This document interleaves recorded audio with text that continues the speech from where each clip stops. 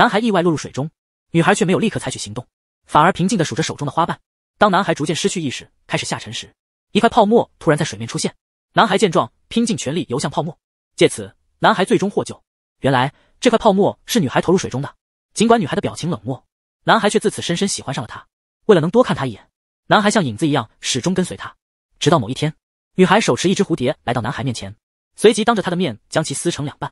男孩瞬间愣住，看着地上的蝴蝶碎片，惊恐万分。最终，男孩选择了逃离。15年后，女孩已成为风华绝代的少女，名叫文英。她以其卓越的文才成为著名的童话作家。她患有反社会型人格障碍，常做出常人难以理解的举动，甚至让前来签名的小读者哭泣。幸运的是，出版社的代表赏识她的才华，不断地为她处理后事，这使得她的病情未曝光于众。而那位逃跑的男孩刚泰命运更加坎坷。7岁那年，他的母亲意外去世，他和患有自闭症的哥哥相依为命。哥哥在职业学校发病时，刚泰不得不将他带回家。为了维持生计，刚泰在精神病院兼职。尽管病人对他百般刁难，刚泰总是微笑着说没关系，或许是命运的安排，使他们在医院再次相遇。但刚泰并不知道，这次相遇将使他失去工作。那天，文英在医院举办童话朗读会，因哥哥痴迷于文英的故事，刚泰在电话中向哥哥承诺，一定会为他获取文英的签名。与此同时，文英在台上朗读童话，观众全神贯注地听着。突然，教室的灯光亮起，这究竟是怎么回事？这时，又有一群人冲进来，朗读会宣布提前结束，请各位带领孩子迅速离开现场。这是因为一位严重焦虑症患者突然发觉自己的孩子不见了，于是在医院内急切地寻找。这名男子还有自杀倾向，导致全院医护人员也开始紧急搜寻。为保障在场孩子的安全，不得不立即终止朗读活动，并迅速疏散了场内所有人。文英对突如其来的变故感到非常愤怒，找到活动负责人进行了激烈的抗议。就在此时，那名男子找到了自己的女儿，并在混乱中将她强行带走。这一幕恰好被文英目睹，然而他并未立即采取行动。接着，他们藏匿到演播室的后台。文英目睹了男子失控的状况，小女孩极其害怕，恳求她的父亲不要加害于她。女孩极力否认，渴望能够平安无事的生活。男子却坚称孩子无法独自生存，希望女儿与他同赴黄泉。女孩听后不禁泪流满面。这时，文英突然出现，严厉地谴责男子无情无义，激怒了男子。他迅速向文英冲去，然后猛地扼住了文英的喉咙。小女孩见状，急忙跑出求助，恰好碰到了刚泰。在女孩的引导下，刚泰迅速赶到现场，及时阻止了男子，救下了濒临窒息的文英。与此同时，男子挣脱刚泰，两人展开了激烈的扭打。经过一番搏斗，刚泰最终制服了男子。这时，文英突然走了过来，然后掏出一把刀，狠狠地扎了下去。但男子并未受伤，原来是刚泰及时抓住了刀刃。男子见状，惊慌失措地逃走，没能逃出多远，就被医院的保安人员捕获。这时，刚泰迅速夺过文英手中的刀，用手帕小心地将其包好，这让文英对刚泰产生了深厚的兴趣。见刚泰不理会自己，便夺过刚泰手中的刀，并将其扔到地上，随后贴心地为刚泰包扎伤口。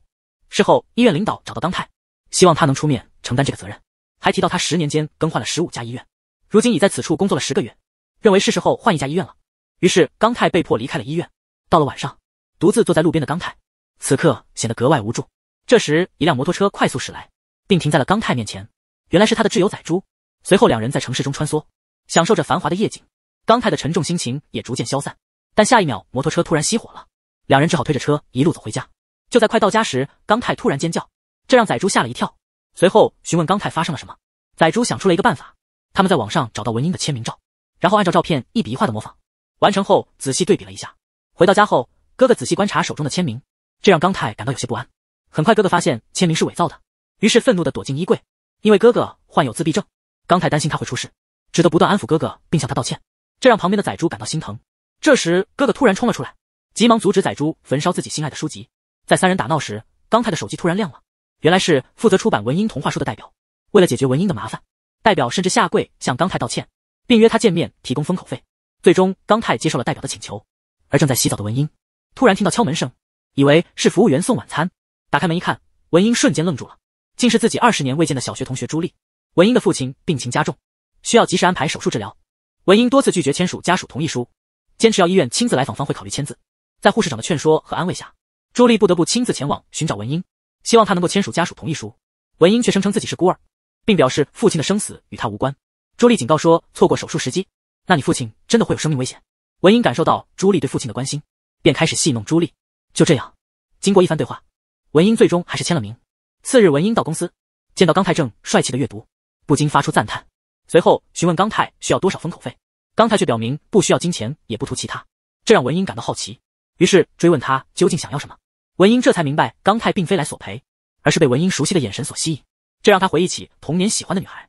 文英认为这只是刚泰的搭讪借口，并嘲笑这是最糟糕的搭讪方式。刚泰对他的话感到气愤，在离开房间时，正巧遇到返回的代表和助理。此时助理拦住了刚泰，刚泰顿时愣住，原来刚泰的哥哥是文英的忠实粉丝，但文英不接受刚泰的解释，随后拿出新书准备签名。就这样，刚泰成功获得了文英的签名。目送刚泰离开的身影，代表急忙追上前，希望刚泰接受这盒充满诚意的蜂蜜水。刚泰接过盒子，打开一看，里面是价值5万元的笑脸纸币。刚泰露出微笑，表示自己一个人无法消费这么多，代表建议他可以分享给亲友。最终，刚泰还给了代表蜂蜜水后转身离开。他不知道此时阳台上有人正注视着他，那个人就是文英。目送刚泰离开的背影，他的迷恋症状完全爆发了，单纯偷看已无法满足文英的渴望。文英陷入了对刚泰的强烈幻想，显然他已经决定要得到这个男人。为了达成他的目标，他命令助理秘密调查刚泰，并威胁助理要求绝对保密，否则他会割掉助理的舌头。这让助理吓得不敢多言。与此同时，公交车上的刚泰注意到文英给他的留言，他邀请他和他哥哥参加新书发布会，这让刚泰感到十分烦恼。他本不想再见这个令人恐惧的女人，但最终还是告诉了哥哥这一消息。哥哥兴奋地挑选着第二天的服装。第二天一大早，刚泰和哥哥一起出现在发布会现场。为了避免直接遭遇文英，他谎称有急事出去接电话。刚泰离开后，哥哥突然被前方男孩的恐龙服吸引，他被那神秘的魔力驱使，于是朝着男孩一步步走去。接着他伸手摸了摸恐龙尾巴，这让男孩吓了一跳。哥哥的奇怪行为引起了众人的注意，甚至让男孩的父亲误以为他有问题。但他们不知道哥哥其实患有自闭症。由于担心自己的儿子受伤，男人一把将哥哥推倒在地。哥哥试图解释自己也喜欢恐龙，但男人并不接受任何解释。他一把抓住哥哥的头发，追问目的。男人的粗暴行为触发了哥哥的心理防线。这时刚泰赶到，试图控制局面，他不断地向哥哥道歉，尝试安抚他。哥哥很快恢复了平静。正当刚泰准备去找那个男人算账，文英却大步流星地走了过来。男人一瞬间被他的气势镇住。文英责怪他搅乱了签书会。在男人试图解释时，文英猛地抓住了他的头发。这一幕让周围人都露出惊讶的表情，但他毫不在意旁人的目光，反而质问男人被这样抓头发是否会叫出来。他的手又用力了一些。这时男孩的母亲上前来理论，文英却直接骂他是疯女人。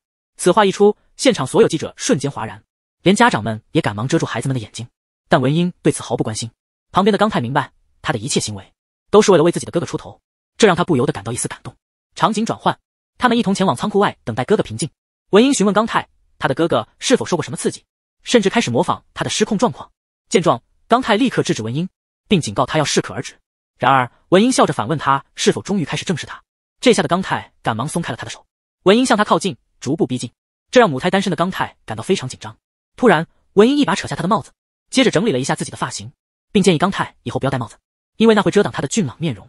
正当文英兴致勃勃时，一个不怀好意的老男人突然出现。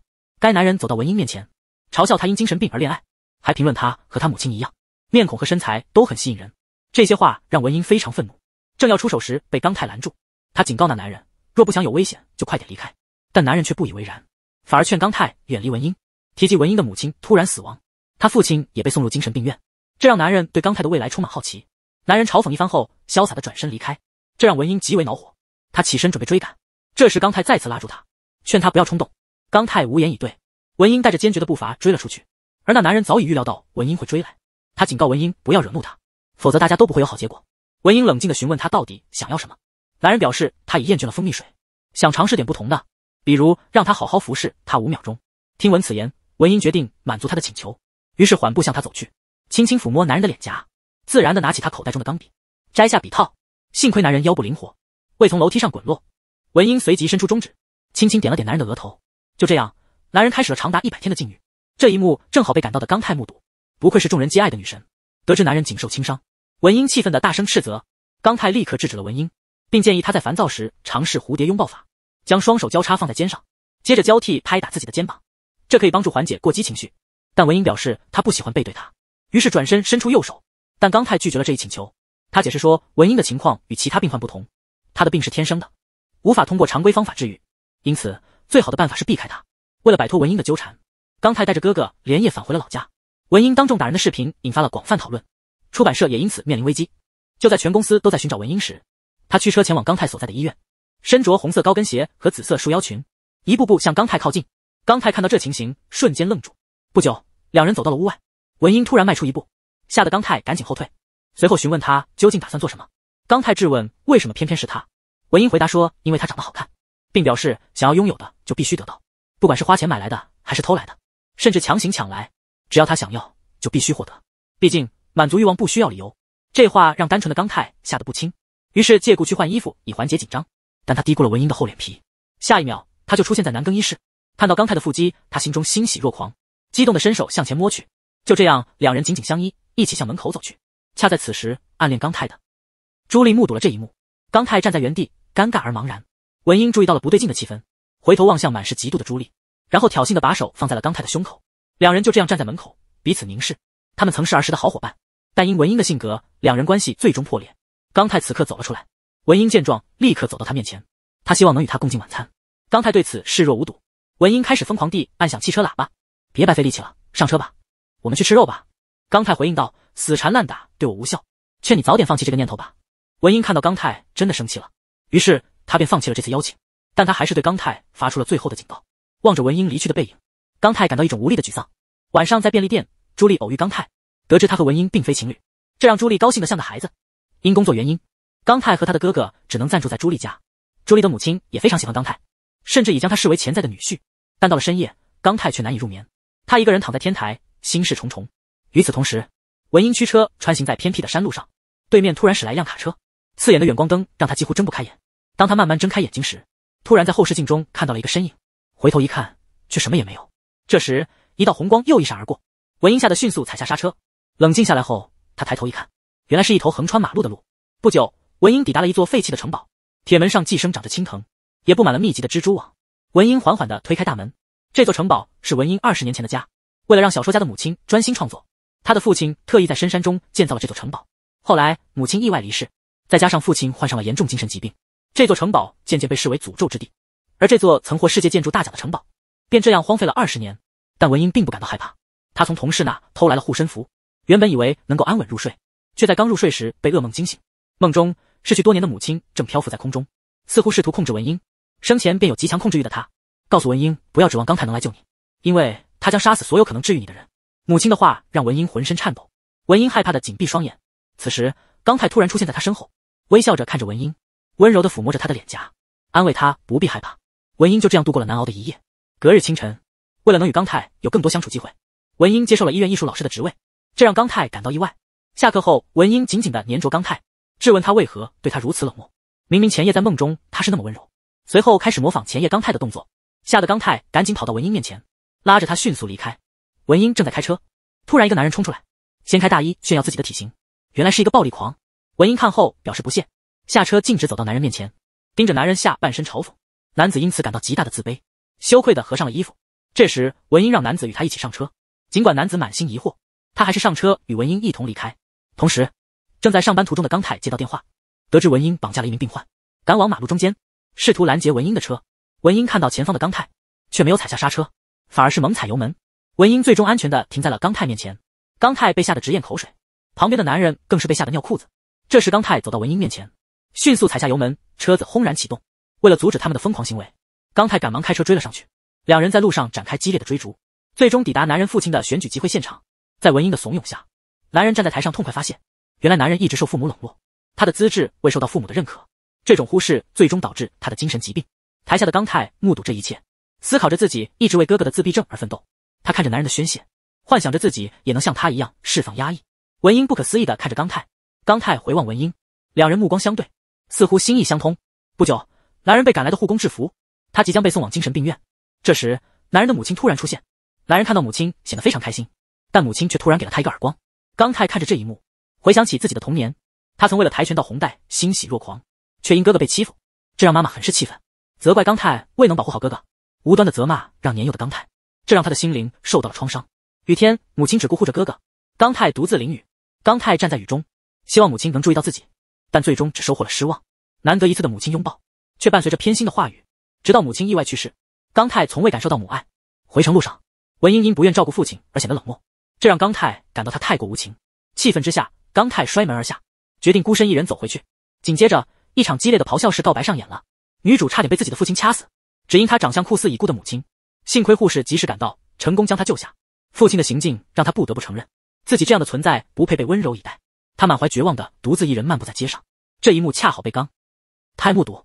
感受到了文英的冷漠与无情，刚泰决定与他断绝一切往来，于是转过头，装作未见。回家后，刚泰开始整理房间，不经意间发现了文英写的一本童话书，书中的故事深深打动了刚泰，使他不禁回忆起自己的童年。他的哥哥从小就患有自闭症，母亲把所有的爱都倾注给了哥哥，而一旁的刚泰多么希望能得到母亲的一个拥抱，哪怕是一句简单的晚安，相信这样也足以让刚泰安心入睡。但母亲那种冷漠而偏心的态度，逐渐使刚泰把自己隐藏起来，变成了一个伪善者。只有在独处时，才会把心中的苦涩与压抑释放。正如文英一样，他有一个控制欲极强的母亲。文英自出生以来就被母亲当作自己的作品，为了更严格的控制文英，母亲甚至禁止他与外界接触。在父亲眼里，他仿佛就是个怪物，每次见面他都恨不得要掐死他。为了不再受到伤害，文英便披上了布满荆棘的伪装，变成了一个表面的恶人。他和刚泰一样，都渴望得到母爱和温暖的怀抱。正如童话书中的小男孩，他并不是真的需要母亲的肉来填饱肚子，他只是一个渴望母爱的孩子。这一刻，刚泰终于理解了文英的内心，也意识到自己之前对他的误解，内心充满了担忧和愧疚。刚泰不顾瓢泼大雨，骑上摩托车开始寻找文英。与此同时，文英像僵尸一般面无表情地在雨中行走，直到刚泰出现在他面前，他的脸上终于露出了一丝微笑。当刚泰将外套披在他身上，精疲力尽的文英终于坚持不住，文英终于倒在了刚泰的怀里，所有的伪装在这一刻被卸下。刚泰感受到了文英伪装下的脆弱。他们很快来到一家宾馆，宾馆老板看着两人被淋成落汤鸡的样子，主动推荐房型。看着刚泰扭扭捏捏的样子，误以为他不好意思开口，便招手让他靠近一些，开始推荐各类小玩具，不停地向刚泰急眼暗示。刚泰听后转身想离开，老板为了挽留这单生意，甚至提供了免费的按摩浴缸。文英连连点头表示同意，转头说他很满意这里，但刚泰坚持要送他回家。文英带着不悦的表情回应。文英的强势让刚泰逐步退缩，直到被逼到墙角才停下。在文英的强势逼问下，刚泰瞬间变成了小绵羊，最终在文英的威胁下妥协。当他准备付房费时，刚泰突然发现自己没带钱包，无奈之下，他带着文英来到朋友家。吃饱喝足后，刚泰准备给文英打车费让他回家，但文英立即盖上被子，还说要在这里过夜。刚泰看到文英耍无赖，上前想强行带他走，但文英像口香糖一样粘在枕头上不愿起来，甚至开始大声呼喊，以迫使刚泰妥协。就在这时，刚泰的好友突然回来，刚泰慌忙冲出去将朋友推开。朋友对刚泰满头大汗的样子感到好奇，看着刚泰慌张的样子，感觉非常不对劲，于是准备进屋查看。这一行动差点让他受伤。经过一番劝说，朋友还是离开了。但就在刚泰准备开门时，发现门被锁住了，于是他请求文英开门。这时文英提出一个条件，只有同意他留下过夜才会开门。无奈的刚泰只得妥协，于是以水管坏了为由，让哥哥暂住在朋友家一晚。这样文英得以如愿与刚泰共处一室。为了与刚泰进一步发展关系，开始想尽各种方法来撩拨他，只因情敌昨晚和自己喜欢的人睡在一起。文英自然不是省油的灯，直接一把抓住朱莉的头发。不满足于此，双手同时发力。显然擅长操控头发的女人更具攻击性。就在这时，刚泰快步走到两人面前，随后要求文英松开朱莉。文英傲娇的再次扯了一下。正当两人僵持之际，楼下的人听到响动也纷纷赶来。他们看到场面后都愣住了，无奈之下的刚泰只得将文英拉出场景。这一行为让文英感到非常愤怒，质问刚泰为什么偏袒朱莉。刚泰没有回应，转身就走。文英急忙拉住他的手，试图说服刚泰搬来自己家居住，但刚泰挣脱了文英的手，并明确告诉他不属于任何人。文英这才恍然大悟，原来刚泰一直在一旁观察。刚泰掏出20元钱作为打车费，然后递到文英手中，头也不回的离开。文英盯着手中的钱，愤怒的将纸币揉成一团，然后猛地扔掉。朱莉认为刚泰对她过于尊重，而与文英交谈却随意得多，甚至还把自己的衣服借给她穿，这让朱莉嫉妒不已，泪流不止。这时母亲安慰她称她仍有机会。朱莉询问母亲何以见得，母亲表示连村里的狗都能看出来。经过老妈的一番安慰后，朱莉的心情终有所好转。到了夜晚，文英躺在床上呆呆地盯着 T 恤，脑海中浮现刚泰冷漠的面孔，气愤地将衣物扯下，猛摔地面，甚至踩了几脚。但在踩踏中，他不经意间又想起了刚泰的温柔。文英不由得叹了口气，望着地上破烂的衣物，文英的心渐渐软了。为了让刚泰搬进自己的城堡，文英打算从他哥哥着手。尽管刚哥患有自闭症，但他在插画方面却有着惊人的才华。文英邀请他入住自己的城堡，提议他成为自己童话书的插画师。在文英正要告知地址时，刚泰却表示已知悉其所在，这令文英感到非常惊讶，意识到刚泰可能已认出自己。不久后，刚泰便来到了文英家。文英询问他何时认出自己，刚泰透露是在两人第一次对视时，因为文英那冷漠的眼神，他一辈子也忘不了。他此行的目的是为了画上句号。首先，他对文英当年的救助表达感谢；其次，他对当年自己先喜欢上文英，最终却落荒而逃感到抱歉。最后，刚泰坦言照顾哥哥已令他疲惫不堪。刚泰摆脱了文英的手，告诉他不愿再成为任何人的依靠。刚泰找到哥哥，请求他一同回家。然而刚哥坚称此地为家，原来他已与文英签订了契约，成为文英的专职插画师。刚泰夺过契约书，并将其撕毁，目睹自己东西被毁，刚哥情绪失控，他推着刚泰至门外，对弟弟拳打脚踢，而刚泰只能默默忍受这一切。幸亏文英及时制止了刚哥，目送刚哥离去的背影。文英提醒刚泰不应再被捆绑，是时候学会放手，过正常人的生活。刚泰失魂落魄地独自返回家中，看着手中被自己撕毁的合约，刚泰终于理解了哥哥的心意。此刻他心中感受复杂，并对自己之前的行为感到后悔。翌日清晨，朱莉的母亲再次助攻情敌，得知刚哥的情况后，他感到欣慰，还劝刚泰应该放手，只有这样，刚哥才能独立生活，在追求自己喜欢的事物和人。临走时，朱莉的母亲不慎问起伯乐是谁，得知是文英后，他顿时面色尴尬，自责自己多嘴。而刚泰则深受启发，直接携带行李出现在文英家门前。朱莉得知此事后怒不可遏，为了与梦中人同居，竟不惜绑架对方的哥哥，逼他妥协，甚至威胁对方的生命。在情敌之母的出其不意帮助下，刚泰终于搬进了文英的家。但他刚搬入城堡，便遭遇了意外。文英梦见了自己那恐怖的母亲，内心的恐惧让他无法控制的哭泣。幸运的是，刚泰及时发现了他，他的撕心裂肺的呼喊让刚泰急忙逃离，因为他的怪物妈妈曾经说过，要杀光能治愈文英的人。文英自己也因恐惧紧紧抓住衣角。刚泰目睹了这一切，这让他立刻理解了文英内心的孤独与恐惧。他紧紧地抱住文英，并轻声细语安慰她。在刚泰的安抚下，文英逐渐平静，并进入了梦乡。而刚泰则整夜未能入眠，细心照料着仍然发烧的文英。次日一早，刚泰即刻前往药店为文英购买退烧药。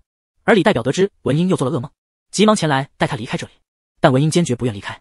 无奈之下的李代表只得强行拉她走。文英死死抓住扶手不肯松手。正当两人僵持不下时，外出买药的刚泰突然回来，随即不容置疑地把代表赶出了门。为了驱散文英心中的阴霾，刚泰决定带她外出兜风。谁知文英一开口便是调情小技巧。刚泰解释自己是在忍耐，文英一听顿时来了兴趣。他询问刚泰是否需要帮助，因为他好奇刚泰不压抑自己会是什么样子。这种挑逗谁能承受得了？晚上，两人一同到公园散步。此时的文英再度展示调情技巧。文英称自己的脚累了，需要扶持。刚泰急忙拿出手机想转移话题，但文英一把夺过手机，希望刚泰专心陪他散步。刚泰上前想取回手机，却被文英拒绝。就这样，两人争夺手机时不经意间抱在了一起。意识到这一点的刚泰立刻后退10米。就在这时，朱莉打来电话，文英自然不会放过炫耀的机会。随后心烦的刚泰去找朋友喝酒，回到家时已是深夜，文英却坚守着等刚泰归来。见到熟睡的文英，刚泰轻拍他安抚，文英突感酒气袭来，追问刚泰与谁共饮，确认非情敌，他顿感安心。见醉态的刚泰，文英起了小心思，刚泰却识破他的意图，还戏言醉酒的我们容易出事。刚泰要文英闭上眼，文英误以为将要接受吻，得知刚泰亲手制作的布偶，文英顿感珍贵，紧抱不放，连夜间也要紧搂怀中。次日清晨，文英决意摆脱母亲的阴影，决定剪掉多年的长发。在刚泰的协助下，文英换了新发型，镜中的新形象让她感觉重生。面对刚泰，她露出真挚的笑容，随后将头靠近刚泰。男人的嫉妒可怕无比，女人仅是留下联系方式给粉丝，而男人心中已狂想不已。此时粉丝掏出手机，希望刚泰帮忙拍照。刚泰虽心中不悦，仍站起来准备拍摄。看到粉丝伸手过来，把文英紧搂入怀，刚泰内心极为不悦，于是出声警告。文英却让粉丝手搭在自己腰间，催促刚泰快些拍照，这让刚泰怒火中烧，但仍忍痛拍下几张。看着文英得意的神情，刚泰的嫉妒心全然爆发。刚泰认为作家应专注创作，而非搞些无谓的营销，还批评文英不该随意留联系方式。文英却因其美观而辩解。刚泰气愤地转身欲走，文英紧急拉住他，漫步走向刚泰。刚泰虽然仍在气头上，却转身向前走去，边走边不断抱怨。然而刚泰并不知道文英所说的好看并非指粉丝，而是指他偷偷拿走的那支钢笔。不知情的刚泰去找李代表，追问他为何让文英给粉丝送福利，还要称赞他人颜值，随意让人抱腰，甚至还要与陌生男人外出用餐。刚泰发泄完毕，擦了擦嘴，然后潇洒地转身离开。李代表被冤枉，却不知道自己错在哪里，因为发现文英一直缠着刚泰，这让刚哥担心弟弟会被抢走，还看到本应属于自己的布娃娃被刚泰送给了文英，气得他立刻上前试图夺回，因为布娃娃是刚泰送的，文英自然不愿归还给刚哥，于是两人为了这个娃娃大打出手，最终布娃娃被撕成两半。文英看着手中的娃娃，再看向刚哥，一股怒火顿时涌上心头。刚哥也气愤地紧握着娃娃，体内的能量几乎要失控，一场史诗级别的大战即将展开。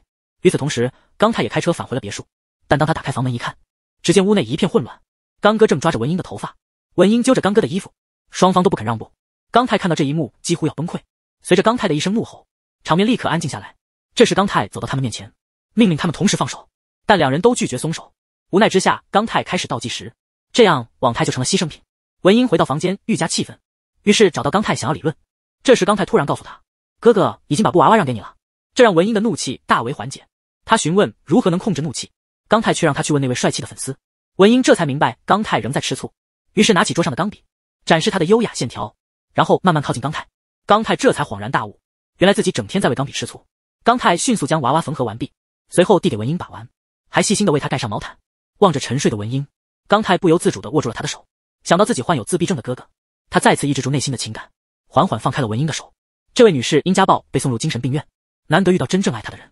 未料家暴男又来找她，希望重续前缘，甚至承诺不再施暴，但她不愿重蹈覆辙，便坦白已有心仪之人。家暴男一听便勃然大怒，竟指责他风流成性。女士见状急忙躲到文英身后，但文英低估了家暴男的凶狠，只见他步步紧逼，一巴掌将文英打倒在地。女士吓得哑口无声，家暴男仍不罢休，又一次抓住文英的衣领。就在这关键时刻，刚泰及时出现，拦住了这名男子，一拳就把他击倒。但刚泰并未就此罢手，再次抓住该男子的衣领，正欲给出致命一击，幸好其他护工及时制止，这才避免了一场悲剧。刚泰随后走到文英身边，温柔地扶她起来，询问伤势。听到文英的回答后，他十分心疼，轻轻抚摸着文英的受伤脸庞，眼神中满是担忧。文英感受到了前所未有的温暖与爱意，这也使得家暴男得以保住性命。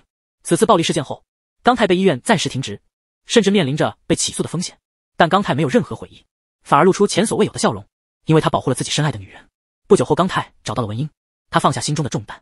返回时，文英兴奋地谈论旅行计划，但刚泰心情沉重，因为他需要照顾患有自闭症的哥哥，只能选择当天就回的地方。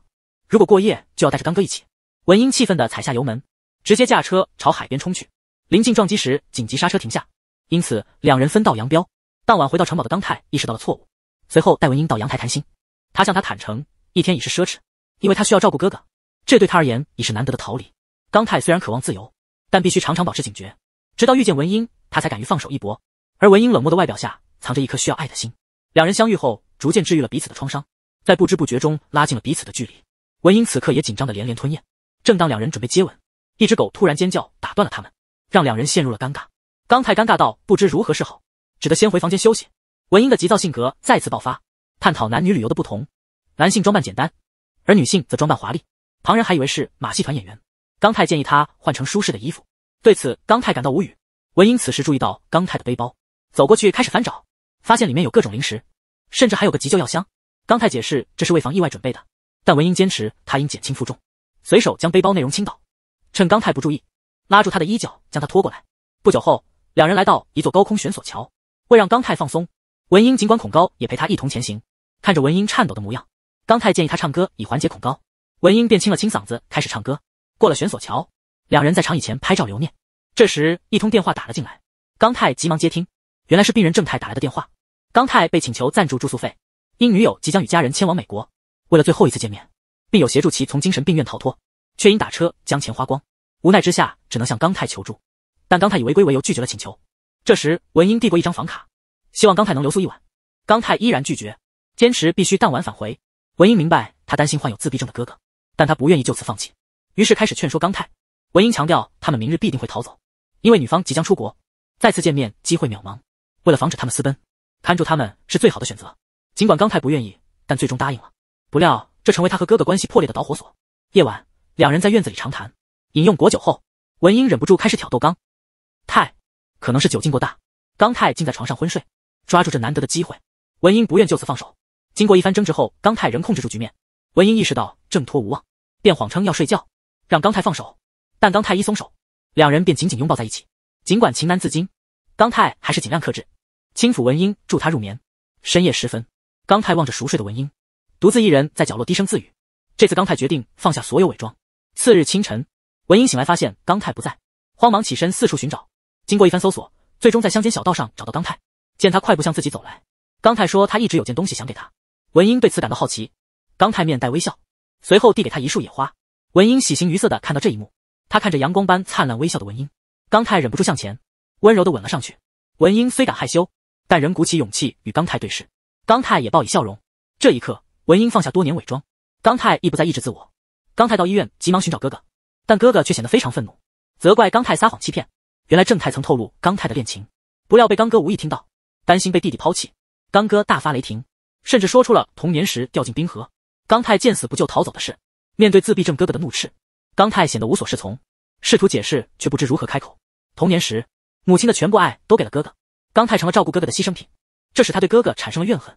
当哥哥掉入冰河时，他未伸出援手，但面对哥哥的呼救，刚太最终还是心软。未曾料想，这一幕成了哥哥20年的怨恨。哥哥得知刚太与文英交往后，压抑许久的刚哥在这一刻彻底爆发了。刚哥无视周围，继续表达不满。所有人对此场景感到惊讶，只有文英心疼地注视着这一切。刚太失魂落魄地离开医院，文英担心他发生意外，一路跟随，无论如何呼唤，刚太都未曾回应。文英脚崴了，刚太仍无反应。气愤之下，文英脱下鞋子扔向他，刚太这才停下，转身警告他不要跟随，承认自己却曾有过那样的念头，这让他感到羞愧。但文英反驳道：“你不能因赎罪，就将一生献给哥哥。”刚太表明：“你本不应救我，应该让我消失在这世上，那我也不至于活得如此疲渐。”文英望着刚太渐行渐远的背影，眼泪终究无法抑制的流下。夜晚时分，刚太孤身在病房外徘徊，内心深处渴望探望哥哥，却始终没有勇气推开房门，只得通过窗户望着哥哥。每多看一眼，心中的愧疚就深一分。就这样，刚太守候了一整夜，直到天明。院长见状，便把他带进自己的办公室，劝他要坚强持续，积极面对现实，强调逃避无法解决任何问题。这时，好友仔猪找到刚太，建议他与文英保持一定距离，每次接触他都似乎带来意外的伤害。仔猪的话使刚太意识到自己似乎活在梦中，意识到自己无权享有爱情。为了全心照顾哥哥，刚太找到文英，告诉他自己已经从幻想中醒来。文英不愿接受这一切是真的，他握紧刚太的手，眼泪盈眶，哽咽着恳求。尽管内心极不舍得，但刚太为了哥哥，终于挣脱了文英的手，因为他别无选择。说罢，他转身离去。文英注视着刚太坚决的背影，再次感受到被遗弃的痛苦，泪水不停地流下。同时，护士长给刚哥送来一只恐龙玩偶，仔猪也带来了他喜爱的披萨。在大家的关怀下，他的情况逐步稳定。晚上，刚太回到租屋处，坐在衣柜旁，反复自责道歉。在弟弟一再道歉中，刚哥最终走了出来，然后来到弟弟面前，弯腰抱住了痛哭的弟弟。最终，兄弟俩和解如初。与此同时，文英独自一人回到空旷的别墅，无聊地观看着动画片。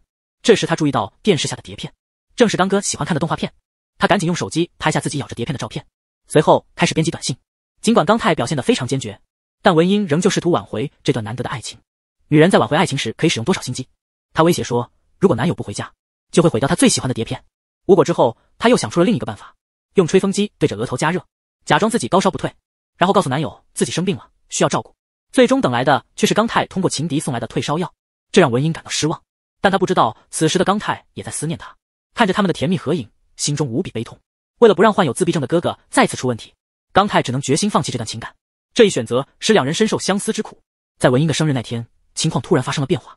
一位精神病院的患者找到了文英，声称要为她庆祝生日。因为这位女士自称是她母亲的粉丝，文英最终还是让她进了屋。与此同时，刚太得知病人逃跑，担心文英会受到伤害，于是不顾自己发烧的身体，急忙前往文英的家。他很快就到达了目的地，冲进屋内大喊文英的名字，但没有得到任何回应。于是他走进书房寻找，桌上的画板让他震惊地停住了脚步，地上和画板上都布满了血迹。他立刻意识到文英可能遇到了危险，急忙离开书房继续寻找。这时一个声音叫住了他，正是消失了一段时间的文英。刚太见到他后立刻冲过去，将他紧紧抱在怀中，嘴里不停地说着庆幸他没事。这时刚太注意到文英手上的伤，关切地询问他是否感到疼痛。原来是两人在抢夺钢笔时不小心造成了伤口，这让文英非常感动。但当他听到刚太还要去找病人时，感到极度失望。原来在他心中，他的重要性甚至不如一个病人。于是他气愤地回到房间，闷闷不乐地躺在床上。这时刚太走了进来，然后细心地为他包扎伤口。但文英的心情越发郁闷，对刚太冷嘲热讽。文英在一番发泄后终于冷静下来，而刚太注视着眼前日思夜想的女人，无法再抑制心中的相思之情。就这样，两人恢复了以往的情谊。平时机智风趣的文英此刻却显得羞涩。最终两人幸福的相拥入眠。然而命运又开了一个玩笑。这天他们欢快地赶往医院，却突然在墙画上发现了一只双层蝴蝶。这时刚太突然低声自言自语，文英听后立刻愣住了，泪水不由自主地流了下来。这一刻他意识到杀害刚太母亲的正是自己强控的母亲，因为画中的蝴蝶形状与母亲的胸针完全相同。难以接受这个事实的他迅速逃出了医院。他的母亲实在是太残忍了，仅因为保姆与女儿的一句话就被他杀害。她的丈夫得知此事后，为了防止女儿变得如母亲一样，随后将妻子沉入水库。但他万万没想到，妻子竟然奇迹般生还。由于文爸患有阿尔茨海默病，不久后便住进了精神病院，而他的妻子则变成了那里的护士长。因为文妈多次整容，导致文爸他们都没认出他来。这天他发现文爸快要死了，嘴里嘟囔着自己即将无憾于心。文妈听后立刻变脸，因为她不希望文爸这么轻易就离开，于是关闭了呼吸机，弯腰向文爸揭示了自己的身份，并透露自己潜伏医院20年的真实目的。文妈继续说，文英近期的改变让她很不满，所以决定在其最幸福的时刻，彻底摧毁那份幸福，这样文英才会乖乖听话。这让文爸极为害怕，哀求他不要伤害女儿。这时文妈亲吻了他的手，随后轻声说了句一路好走，然后站起身关闭呼吸机。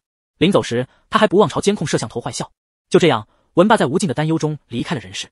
离开医院的文妈找到刚哥，并将其带到文英的别墅里，在机会下迷晕了他。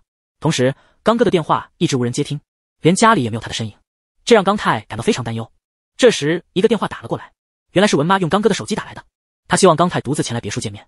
不久，刚太便来到了别墅，确认刚哥安然无恙后，质问文妈为何针对他们。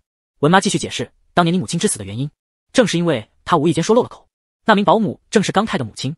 20年前，刚妈偶然发现文英竟想杀死受伤的小鸟，认为她心里有疾病，于是找到文妈，希望她将文英带去看精神科。但这一行为却激起了文妈的杀意。夜晚时分，刚哥追逐一只猫时，回来却见到文妈用钢笔杀害了他的母亲，这让刚哥极度恐惧。文妈走到他面前，威胁他若泄露此事，不然就会杀了他。从此，刚哥便患上了严重的心理疾病。刚太听后怒不可遏，冲上前一把掐住他的脖子。愤怒之下，他想为母亲报仇。但就在此时，文英的声音在他脑海中响起。刚太犹豫了，双手不自觉地松开。